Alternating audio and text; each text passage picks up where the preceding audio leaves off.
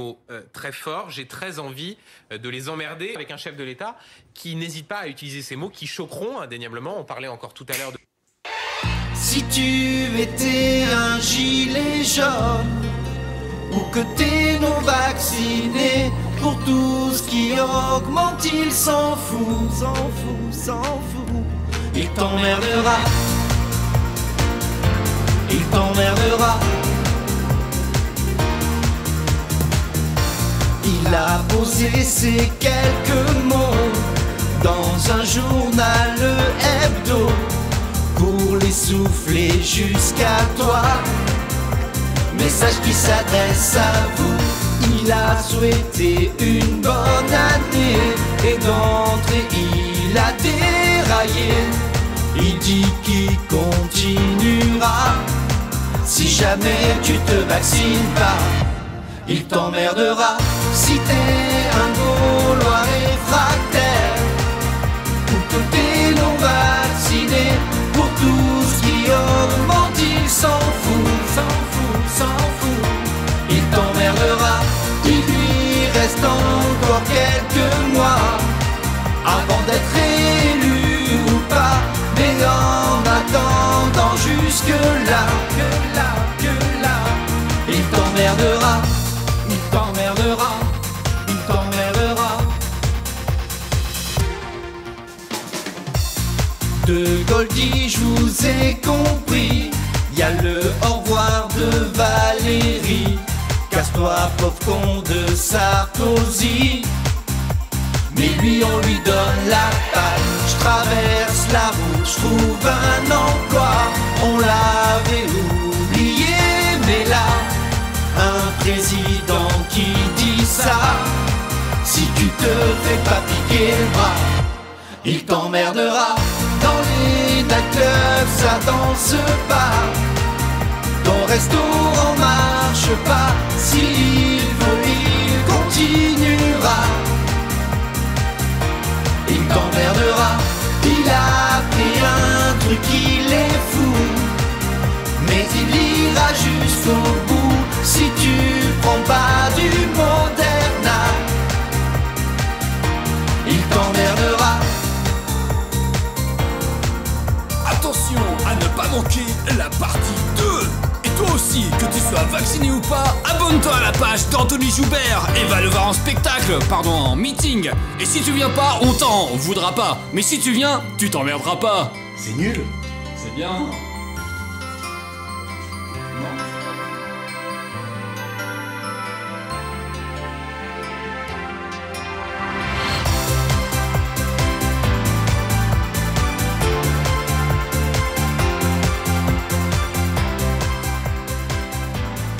Monsieur le Premier ministre, puisque vous êtes ici maintenant, excusez-vous des propos qui ont été tenus par le président de la République. Excusez-vous des propos indignes qui ont été tenus dans une situation si grave dont vous vous prévalez tout le temps. Parce que hier, nous avions compris que, alors que nous pensions débattre de mesures sanitaires que nous trouvons mauvaises, mais peu importe, nous avons compris que nous ne sommes pas en train de débattre d'un texte avec des mesures sanitaires, mais d'une envie du président de la République d'emmerder une partie des Français.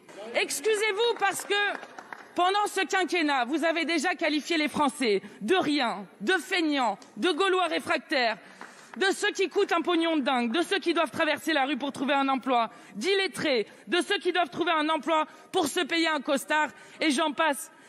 Monsieur le Premier ministre, c'est facile pour le président de la République qui, en 5e République, est irresponsable par nature. C'est facile d'insulter les Français depuis une tour d'argent de l'Élysée sans qu'on puisse venir le chercher. Mais maintenant que vous êtes là, alors que vous avez vous-même dit hier aux questions au gouvernement qu'il fallait revenir sur une sérénité du débat, alors que Emmanuel Macron disait l'apaisement doit toujours primer sur l'affrontement, excusez-vous parce que vous êtes en train d'aggraver une crise très grave dans notre pays Et je croyais que le président de la République avait compris qu'il devait arrêter de blesser des gens. Apparemment, il ne l'a pas fait. Vous emmerdez le peuple français tout entier lorsque vous supprimez des lits à l'hôpital public. Vous emmerdez le peuple français tout entier lorsque vous supprimez 7900 postes dans l'enseignement. Lorsque vous supprimez les purificateurs d'air, vous refusez les FFP2 aux enseignants et aux responsables qui travaillent dans les écoles. Lorsque vous refusez la levée des brevets qui va prolonger l'épidémie. Lorsque vous refusez la société du roulement. Lorsque vous refusez les tests gratuits. J'ai bien l'intention que dans 95 jours, ce président de la République arrête d'emmerder les Français.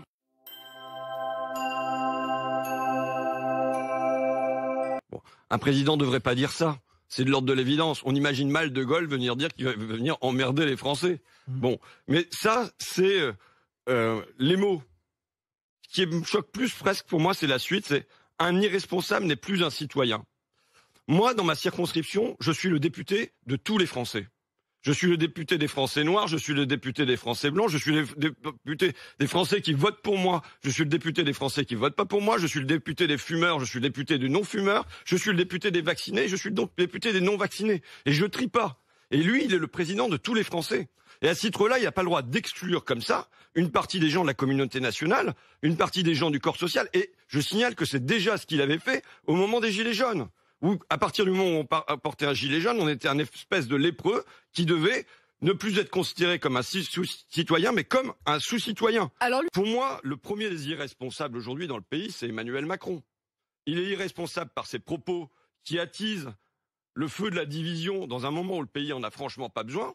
Mais pour moi, c'est le premier des irresponsables sur ce qu'il a fait à l'hôpital et ce qu'il a fait à la santé depuis 2 ans.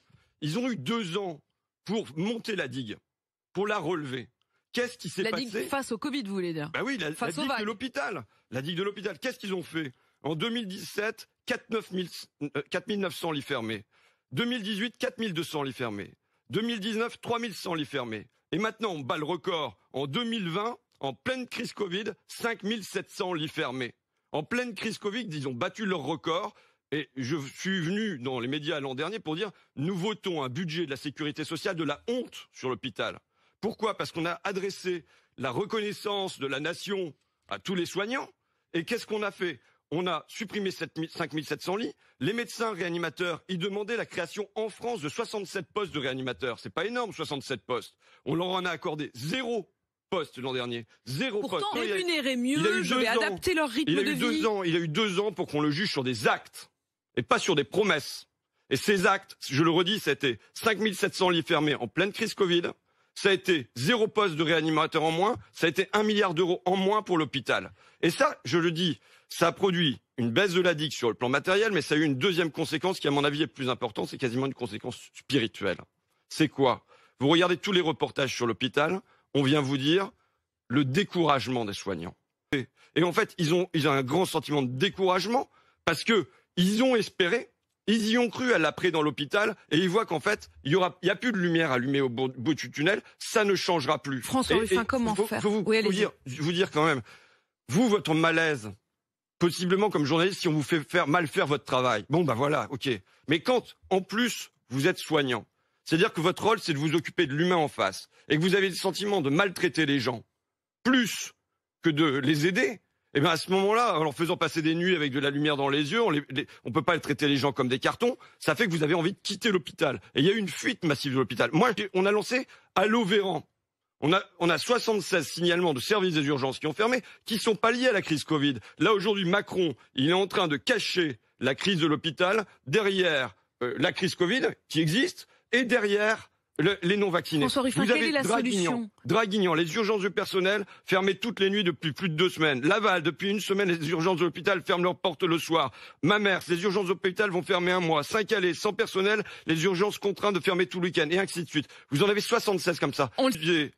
De la crise du Covid, et en particulier des non-vaccinés, comme des boucs émissaires, pour faire que les gens regardent, se divisent entre eux en bas, plutôt qu'ils regardent qui est le responsable du désarmement de l'hôpital en haut.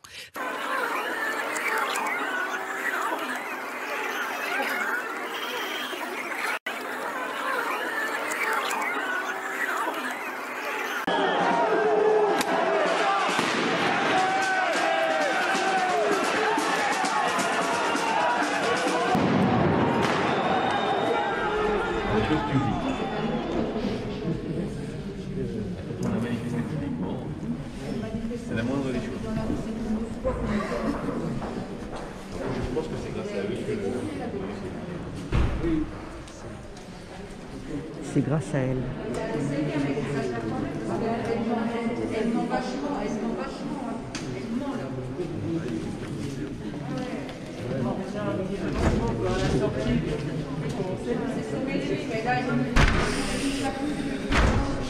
L'architecture, c'était un procès compliqué, vous avez entendu des choses, vous avez vu avant vous êtes un peu bouleversé, beaucoup avancé. Ouais, à la fin, d'accord, elle a pris la parole. On va passer un peu comme ça.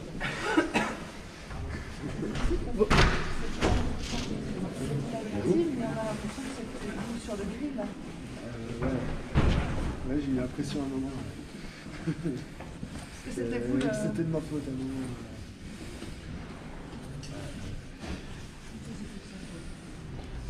Justement, la question qui se pose maintenant, vous demandez justice, vous voulez passer à autre chose. C'est surtout ça c'est pour ça que vous êtes là, non? Ah bah oui, j'ai hâte que ça se finisse. Qu'est-ce que vous attendez précisément de cette journée de débat?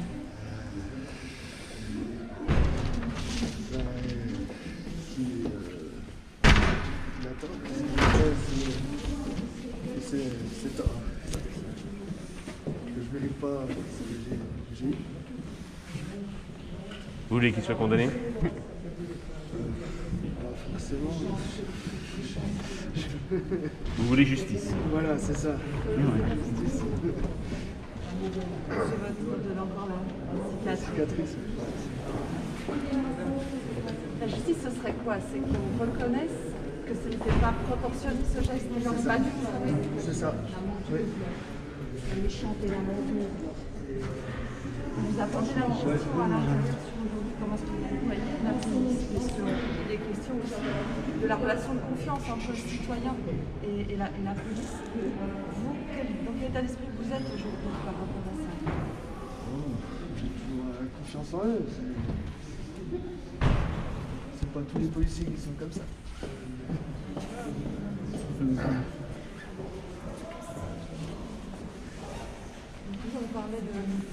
Vous avez évoqué ce rôle pacificateur de la justice dans cette relation de confiance avec les citoyens. C'est important ce qui s'est passé aujourd'hui, c'est important les débats qu'on a eu.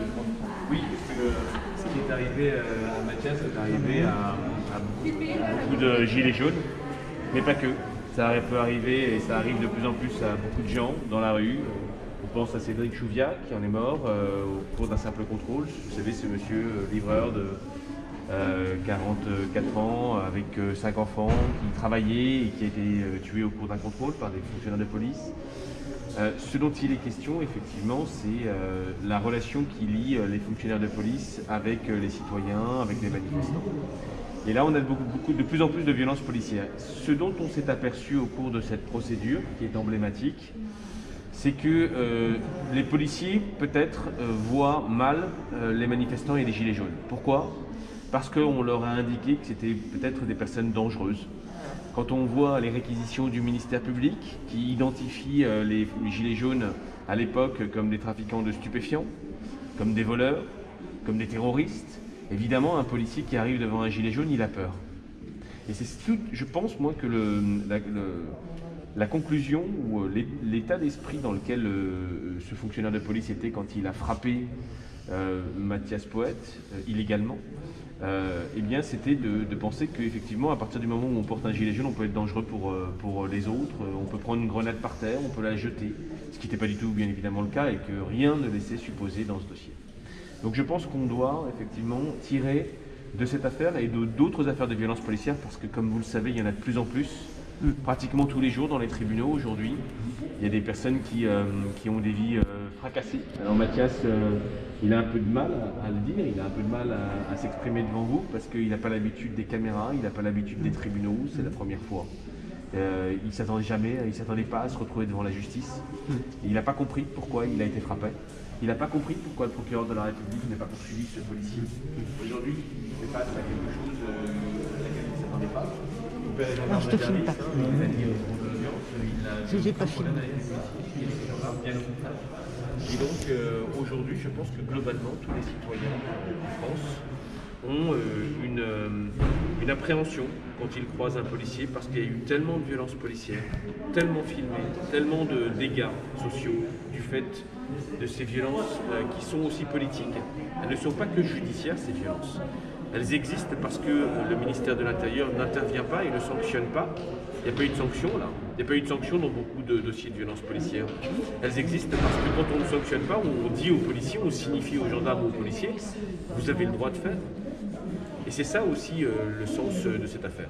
D'ailleurs, vous pensez ? Écoutez, nous on espère qu'effectivement il y aura une déclaration de culpabilité. Encore une fois, le parquet a demandé la relaxe, mais comme il avait demandé un classement sans suite, sans véritablement des explications, parce que quand vous voyez la vidéo, vous vous dites tous pourquoi il le frappe.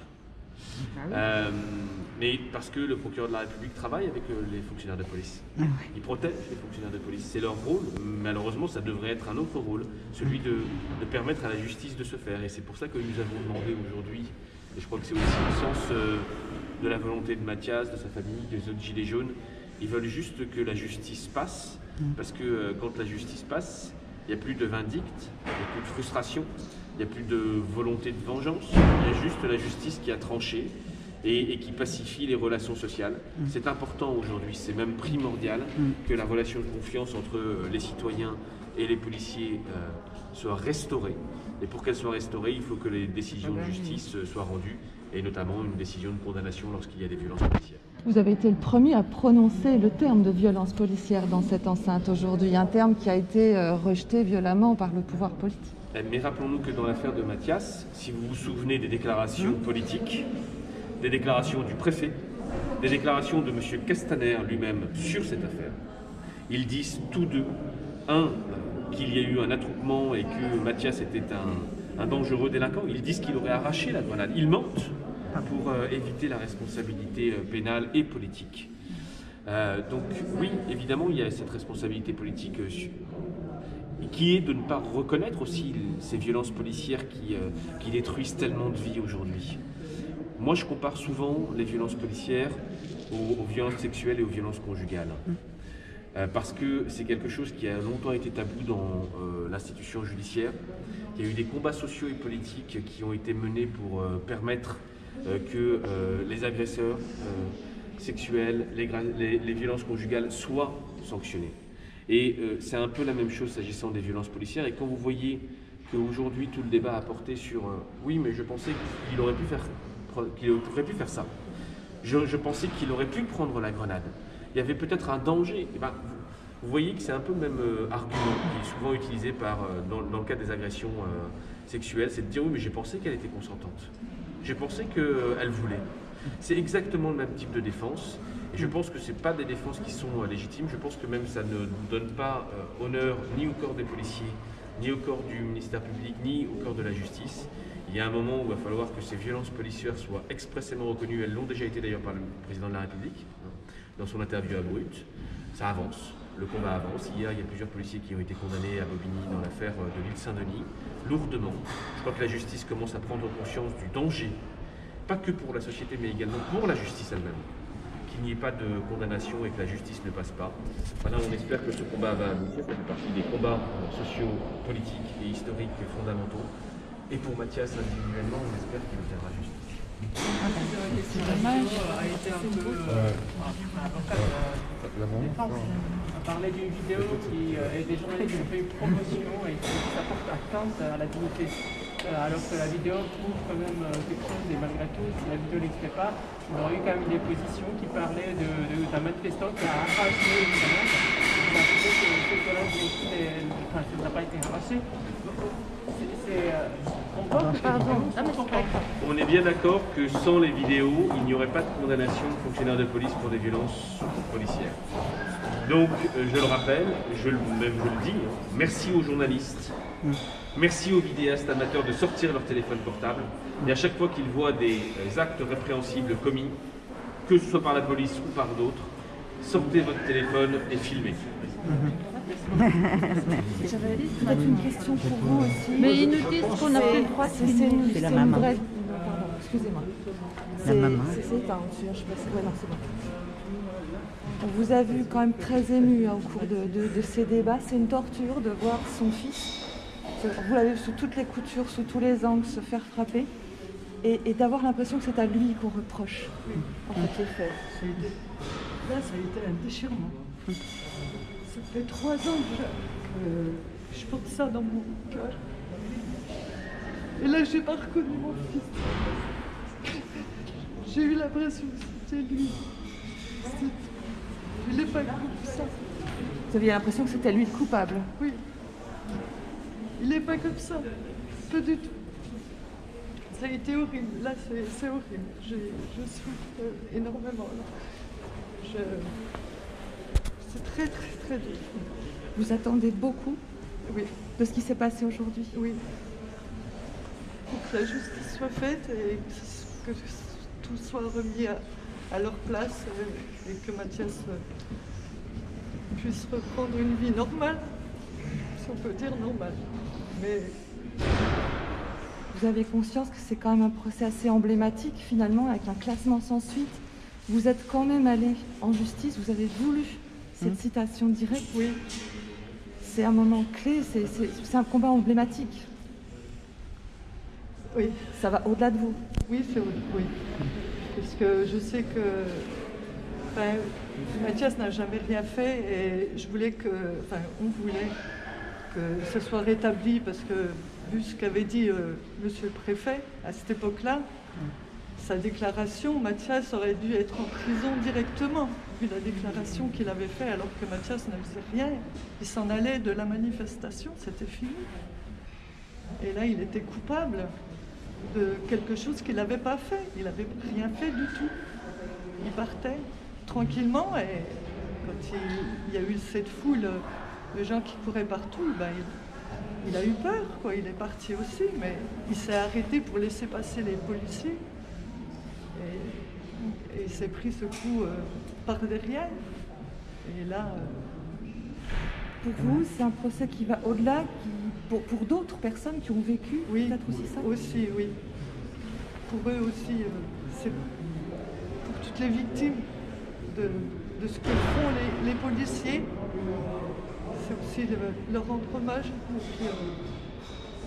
que la justice soit faite et puis que... Voilà.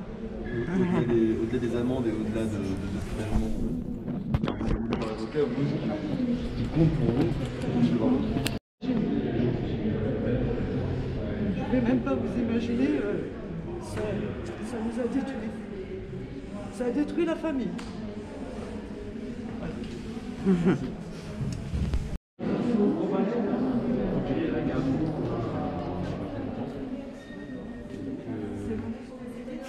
C'est ça.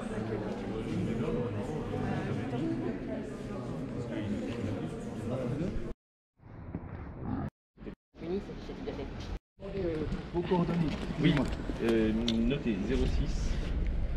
Bon à demain tout le monde. Bon courage à tous. Merci. Salut. C'est vrai. C'est vrai que pour Denis. Pour Denis. La moindre des choses, ça se disparaît. Nous, ça ne coûte rien de venir au soutien. Oui. Et puis le portable, on peut l'avoir. Oui, j'ai ma carte. Patron, c'est gentil, merci. Au revoir. Allez, bon voyage. Merci.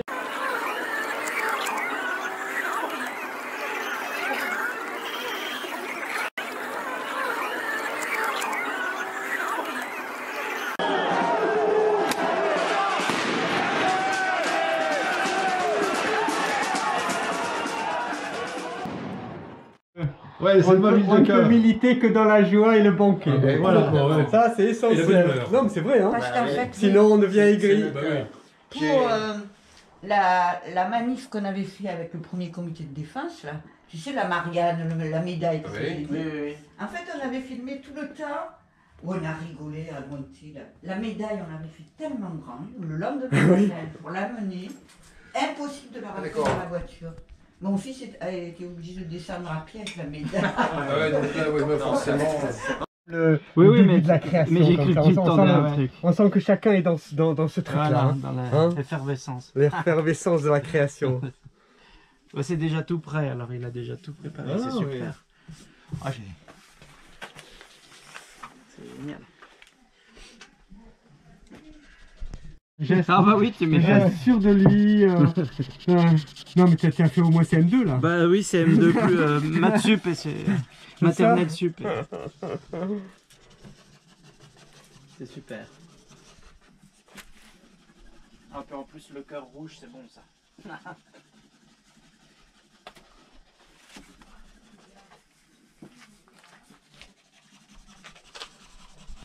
Cartouche pour les cartouches, que s'il y a un tribunal qu'on voit bien que vous avez prémédité les actes hein, quand même là. Vraiment hein. C'est très important. J'ai rien à dire, c'est pas du. C'est pas de vandalisme. Et en plus ce cœur transpercé, c'est vraiment terroriste. Hein. Ah bah oui. Moi je pense hein. Ouais ben. Non? Oui hein. Osez le dire quand même. Allez. Voilà pour une fois. Ah oui, parce que dans le mouvement du pass, je pense qu'il y a beaucoup de femmes. Ah oui, il y a beaucoup de femmes. Non?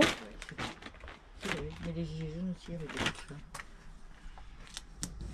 Bravo! Ah, hello! Hello, bon. Hello, hello! Qui a dit? Voilà, ce que ça dit. Encore pas assez haut. Ça va pas tarder.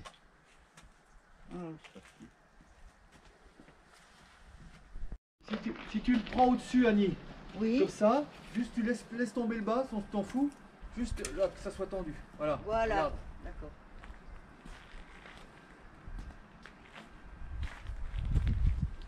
Ah mais là comme il le filme, ça va. Au contraire, il y a le mouvement. Une fois qu'on va voir. Non, mais il y aura la photo en même temps. Là, c'est juste pour le film comme ça. Eh, c'est bon, les gars. Je te vois en premier, là. Tu vois? C'est beau, hein? Et voilà, les gars, c'est bon. Les gars. Les gars.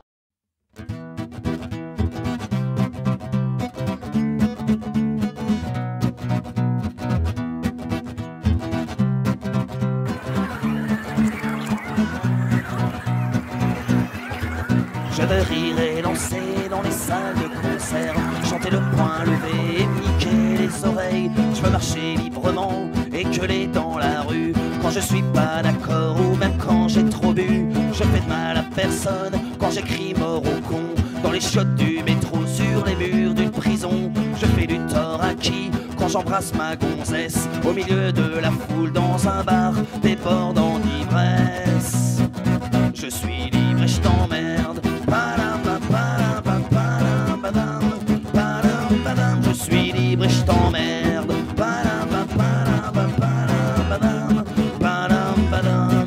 En ce moment je suis pas bien, je voudrais être sourd que d'entendre la haine enflammer les discours. Aujourd'hui je suis triste, aujourd'hui j'ai les boules, fatigué de la violence, de voir le sang qui coule. Ce soir je suis malheureux, ce soir j'ai une pensée aux civils innocents, aux familles déchirées. Moi je suis pas patriote, je ne suis qu'un chanteur qui aligne les notes pour gueuler et condamner l'horreur. Je suis libre et je t'emmerde. Je suis libre et je t'emmerde.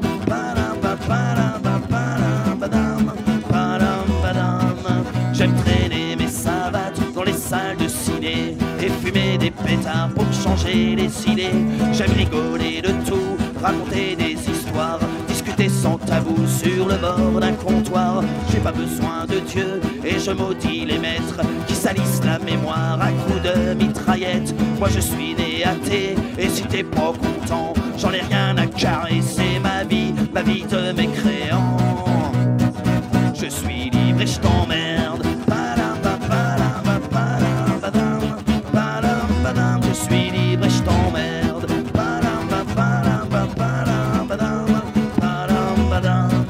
J'ai attrapé ma plume et un bout de papier. papier pour gerber mon dégoût, mon envie de chialer. Tout ce que j'ai dans la tronche, je le déballe ici et je crache à la gueule de tous les fanatiques. C'est vrai que ma chanson frappe à terre les raclures, que mes rimes à la con soigneront pas les blessures. Je vous la chante quand même au nom de la liberté, que les coups de crayon soient plus forts que les coups de canon.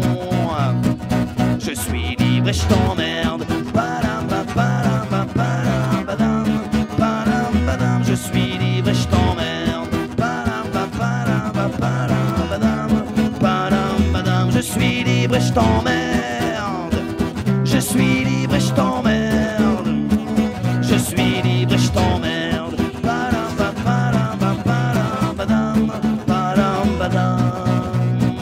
Je suis libre et je t'emmerde. Tout le monde entend, donc on va passer aux prises de parole. Tout d'abord, moi je voulais vous souhaiter une bien meilleure année que l'année dernière. Donc voilà, il faut surtout la santé pour pouvoir continuer à avoir le point levé et lutter contre les mesures liberticides et de casse sociale du gouvernement. Vous avez vu les insultes de Macron à une partie de la population, non vaccinée. Voilà, c'est une provocation, une ultime provocation avant la fin de son mandat. C'est pour diviser, il y a beaucoup de sujets déjà pour diviser, et remet une couche pour diviser et stigmatiser une partie de la population. Et les médias m'ont posé la question s'il y avait des vaccinés et des non vaccinés dans les manifestations. Et bien sûr que oui, qu'il y a des vaccinés et des non vaccinés dans la population, ici dans les manifestations. Parce qu'on n'accepte pas ce qui se passe. On n'accepte pas qu'il y ait des gens qui soient mis au banc de la société comme ça. C'est inacceptable. Tous les politiques n'auraient pas dû voter le pass vaccinal. Parce que le pass vaccinal, des politiques ne peuvent pas envisager une société en mettant des gens de côté, en les empêchant de travailler, en les empêchant de se déplacer. C'est totalement inacceptable. Et nous, la société française, on ne peut pas accepter des choses comme ça. Encore une chose qui est inacceptable, il y a des soignants qui sont suspendus depuis plusieurs mois. Et là, le gouvernement va dire à des soignants qui sont positifs de travailler, de venir travailler pour soigner les gens. Alors qu'il y a des gens qui sont des soignants suspendus, qui sont totalement, ils sont en bonne santé, ils sont pas malades, et on leur refuse de travailler. Qu'est-ce que c'est que cette société? Voilà, au bout d'un moment, ça suffit la mascarade. Et en fin de compte, le seul endroit où ça va se passer, c'est dans la rue. Parce que là, les politiques, ils vont pavaner de tous les côtés. Ils vont vous faire des promesses. Mais c'est dans la rue que ça se passe. C'est dans la rue qu'on doit faire entendre nos revendications, qu'elles soient sociales ou par rapport à notre liberté. Merci les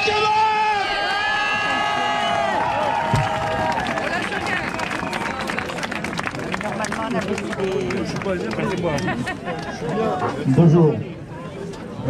Simplement, c'est un petit mot pour revenir effectivement à ce que vient de dire Fred concernant les insultes dont s'est rendu coupable Macron. Je n'emploierai pas les mêmes termes que lui, j'ai pas envie de me mettre à son niveau, qui est celui du caniveau. La seule chose qu'il faut dire, et dont il faut se persuader, c'est que les non-vaccinés ne sont pas responsables des 100 000 lits qui ont été supprimés dans les 20 dernières années, ne sont pas responsables de la fermeture des hôpitaux de proximité. Les non-vaccinés ne sont pas responsables des fermetures d'urgence. Les non-vaccinés ne sont pas responsables si les soignants n'en peuvent plus, ils sont en burn-out et désertent l'hôpital, vu qu'au CHU par exemple, il manque à peu près 15% des effectifs. Les non-vaccinés ne sont pas responsables de la destruction des services publics, et ça, ils pourront dire ce qu'ils veulent. S'il y a des gens, y compris parmi les soignants, qui suivent ces arguments, eh ben, il faut les récupérer, mais ils ne sont pas très nombreux. Ce qu'il faut se dire, surtout, c'est que ce gouvernement est aux abois. Il est aux abois, et donc il faut continuer, non seulement à lui mettre la pression, mais il faut aller au-delà de ce qu'on est en train de faire. Il faut maintenant préparer un avenir.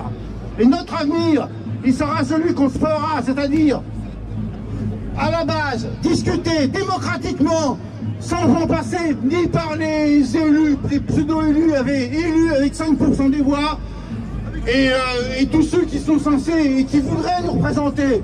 Nous sommes responsable de notre vie. Il va falloir la prendre en main à tous les niveaux, à l'école, dans le quartier, dans le travail, dans la rue.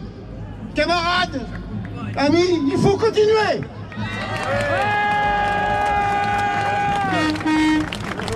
On va laisser la parole au comité de défense de la santé et des usagers du Doubs. Elle s'est trompée, c'est pas aujourd'hui qu'elle doit parler à notre village, c'est le 11 janvier. Pourquoi? Parce qu'on avait préparé un truc pour le médico-social. Bon, alors, prise de parole, ça sera... Ouais. Bon, alors on va parler... Claude? Non mais... Monsieur le Président, un comité faute impardonnable. La première, c'est de désigner comme bouc émissaire les non-vaccinés, alors que ce sont ce gouvernement et le gouvernement précédent qui ont démoli l'hôpital, qui l'ont porté à l'agonie. Mais la deuxième, qui est encore plus grave, c'est de considérer qu'un citoyen non vacciné est un citoyen, n'est plus un citoyen. Ça, c'est impardonnable. Se placer au-dessus de la Constitution, quelle preuve d'orgueil immense. Monsieur le Président, on mériterait une chose maintenant, la destitution. C'était pas pour ici. Alors c'est qui maintenant? Bon, moi je voulais vous expliquer pourquoi il y avait une banderole qui s'appelle Comité de défense usagers. Santé usagers 25, CODES 25, voilà. Nous avons créé en novembre, le 6 novembre, un collectif de défense de santé du Doubs, voilà.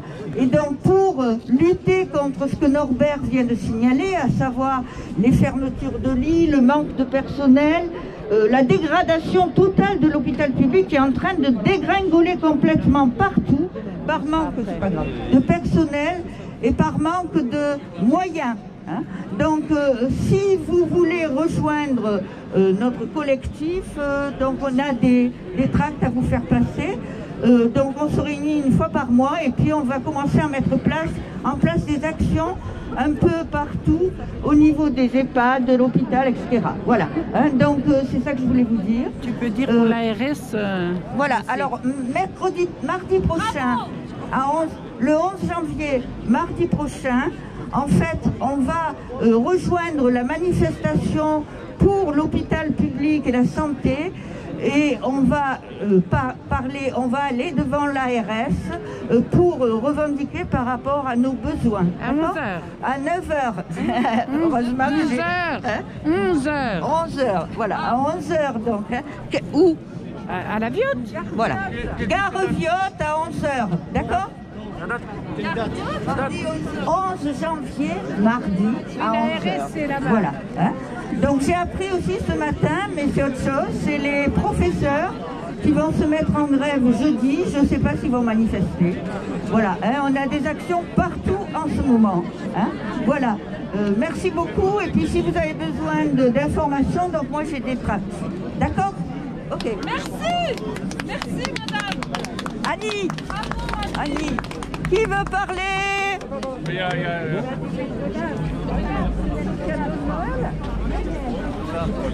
C'est toi? Non.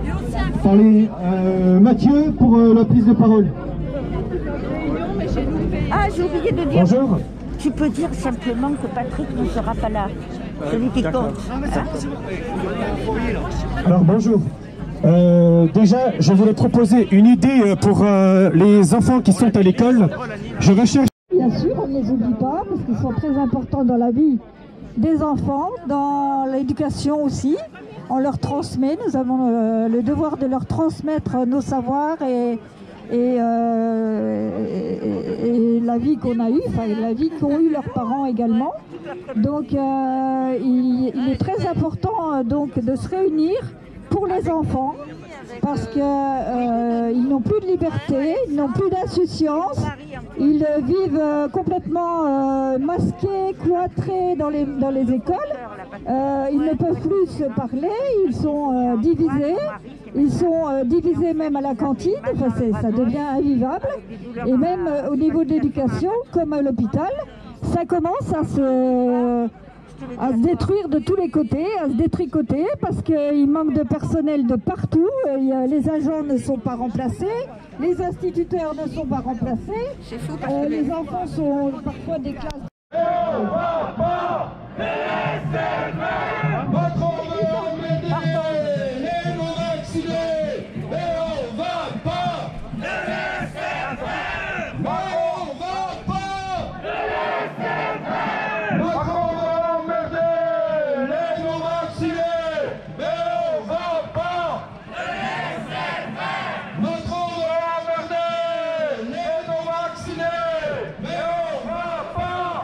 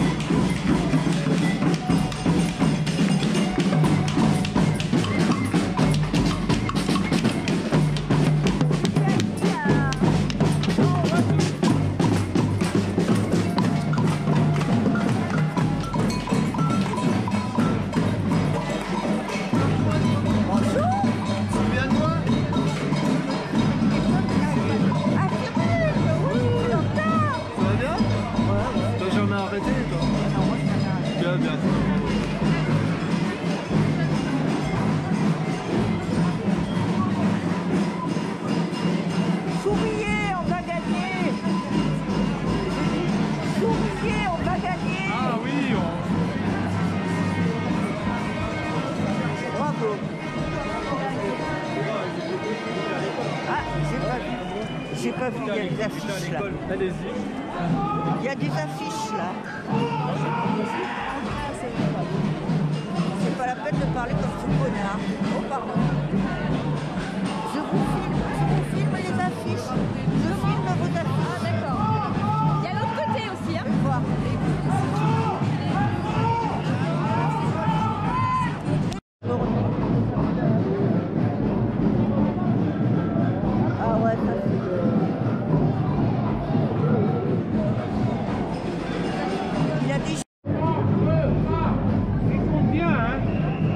veut pas, ben oui. On veut de rien, nous, de ce qu'ils nous donnent. De ce qu'ils nous enlèvent, d'ailleurs, ils nous donnent rien.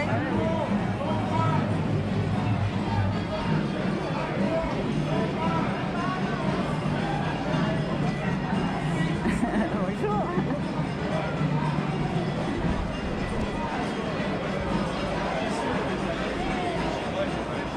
Merci. Ah ça c'est très bien, non à l'apartheid. Très bien. Ah, Non, non. c'était pour le rappeler, parce que je l'ai déjà mis. Ah, je vois le joli chapeau de madame.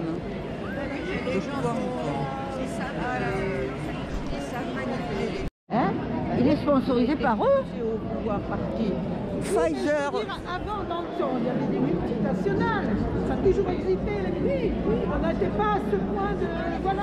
Parce qu'on est dans le néolibéralisme et que là, du coup, c'est eux qui mènent le monde. C'est eux qui mènent le monde. C'est pas Macron. Non, mais là, Macron, il est, il est avec eux. En plus, ça devient mondial. Ah ben c'est mondial, ouais. Là-dessous, des multinationales.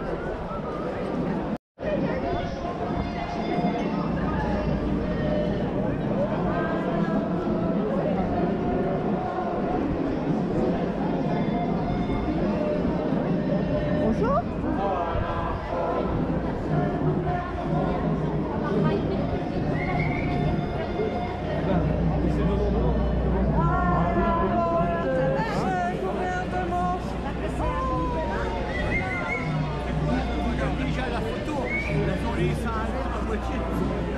Bonjour. Ça va, c'est content, il y en a hein, du monde. Hein. Oui, le problème c'est qu'il n'y a pas Patrick pour compter. Ah, eh ben tu dis 5000. Ah non, pas 5000.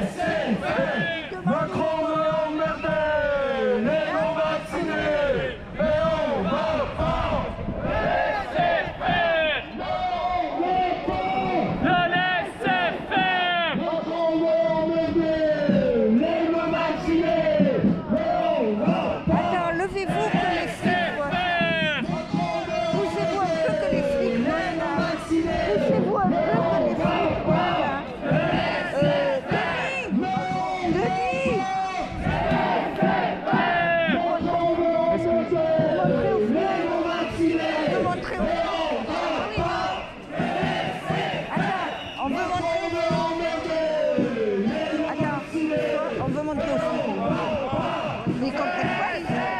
Attendez, on vous montre aussi. Ils comprennent rien. Attendez, monsieur, on vous montre aussi. Non, là-dessus. Oh putain, c'est noir celui-là. Calon, le calon.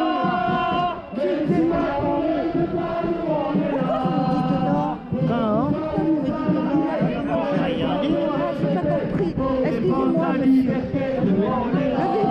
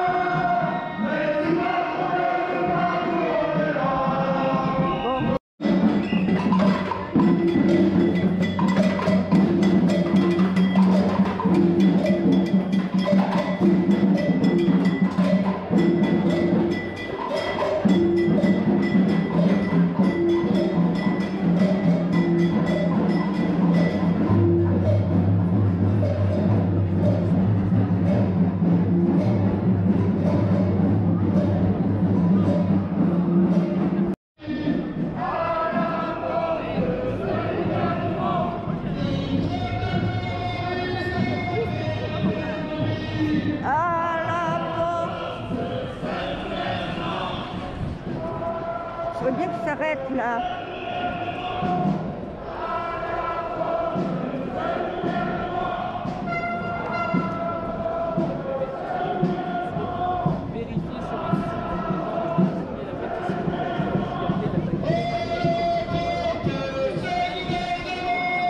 À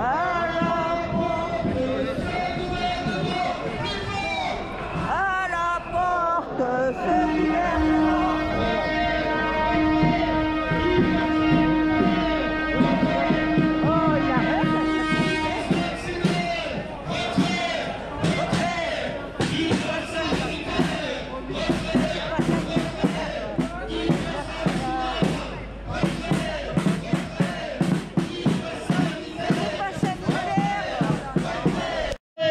Retrait du pass vaccinal. Retrait du pass sanitaire. Retrait du pass vaccinal. On a tout vacciné. Macron, ça peut recommencer. Louis XVI, on l'a guillotiné. Macron, ça peut recommencer. Louis XVI, on l'a guillotiné. Ils sont sympas les gens. Ouais, ils parlent beaucoup entre eux. Ouais, ça a l'air d'être bien, oui. Il y a quand même du monde déjà là, non? 780 à peu près. Combien? C'est bien. 780. Macron, ça peut recommencer. Louis XVI, on l'a guillotiné. Macron. Louis XVI, on l'a guillotiné. Macron. Louis XVI, Et non, on peut pas. Macron, ça peut recommencer. Louis XVI, on l'a Je guillotiné. rigole, comme si tu me faisais peur. Ça peut recommencer. Louis XVI, on l'a guillotiné. Macron, ça peut recommencer. Louis XVI, on l'a guillotiné.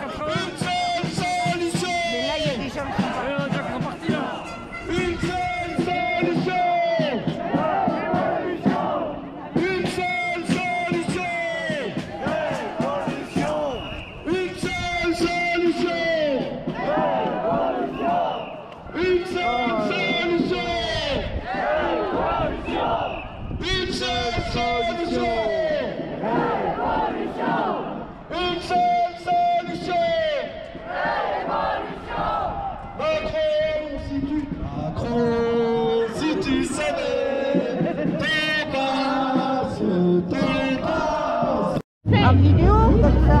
Après, il le tire, tu vois.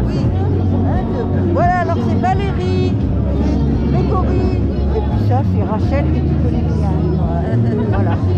Donc, dès que j'ai fini le CR, parce que Ah ouais, alors attends, faut que je me marque CR parce que j'y pensais déjà plus. Voilà, parce que après, je vais envoyer le porte-contrôle et puis je vais dire que les gens qui sont intéressés, déjà pour une information, c'est pas pour le faire tout de suite, pour savoir ce que c'est exactement, parce que j'ai retrouvé tous les documents, tu sais, comme on a évalué. Du coup, à ce moment-là, on envoie une date, un moment, et puis on se prend une heure pour en parler, tout ça, puis après on verra. D'accord? Ça sera bien. Oui, on va le masquer là. Entre nous. Alors attends.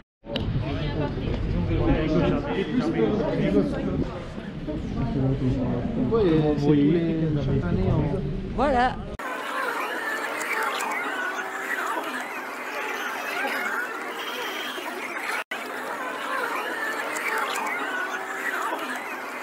À l'hôpital de Bailleul, monsieur le ministre, un patient est mort faute d'anesthésiste. Mais c'est partout que les hôpitaux craquent. Partout, à Saint-Junien, à Pontivy, à Moissac, à Senlis, à Saint-Calais et à Luçon. Partout, ce sont les urgences qui ferment, ou qui ferment la nuit, ou qui ferment le week-end. Ou c'est la cardiologie qui ferme, ou la neurologie, ou la chirurgie. Partout, ce sont des pertes de chance, comme on dit dans votre jargon. Ce sont des cancers qui ne sont pas découverts. Ce sont des enfants qui, en pédiatrie, ne sont plus suivis. Partout, ce sont des soignants qui fuient, qui s'enfuient. Parce qu'ils sont usés, épuisés, oui, c'est vrai, mais ça, pas seulement. Ils fuient, ils s'enfuient aussi parce que vous les avez trompés. Que s'est-il passé? Le temps du Covid, comme dans une épreuve, les soignants ont tenu sur leurs nerfs. Ils ont tenu aussi sur l'espoir. Le président Macron leur dressait de telles louanges, à eux, les héros en blouse blanche.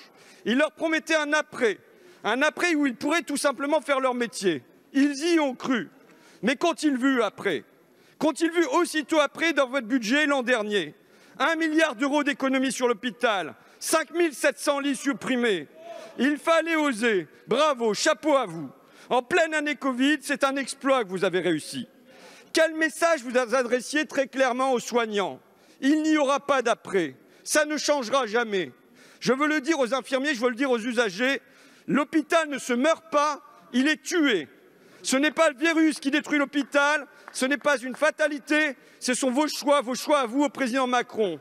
Je veux le dire aux infirmiers, aux usagers, la course entre les patients, les brancards dans les couloirs, c'est un choix, nous pouvons changer ça. Les lits fermés, les services fermés, les maternités fermées, c'est un choix, nous pouvons changer ça. Le refrain des gestionnaires, plan de retour à l'équilibre, restrictions budgétaires, c'est un choix, nous pouvons changer ça. Citoyens et médecins, infirmiers et usagers, par le débat, par le combat, dans la rue et dans les urnes, nous devons changer ça. Dans certains de mes propos, j'ai blessé des gens. Et je pense qu'on peut bouger les choses sans blesser des gens. Et c'est ça que je ne referai plus. Dans certains de mes propos, j'ai blessé des gens. Et je pense qu'on peut bouger les choses sans blesser des gens. Et c'est ça que je ne referai plus. Dans certains de mes propos, j'ai blessé des gens. Et je pense qu'on peut bouger les choses sans blesser des gens. Et c'est ça que je ne referai plus. Dans certains de mes propos, j'ai blessé des gens. Et je pense qu'on peut bouger les choses sans blesser des gens. Et c'est ça que je ne referai plus. Dans certains de mes propos, j'ai blessé des gens. Et je pense...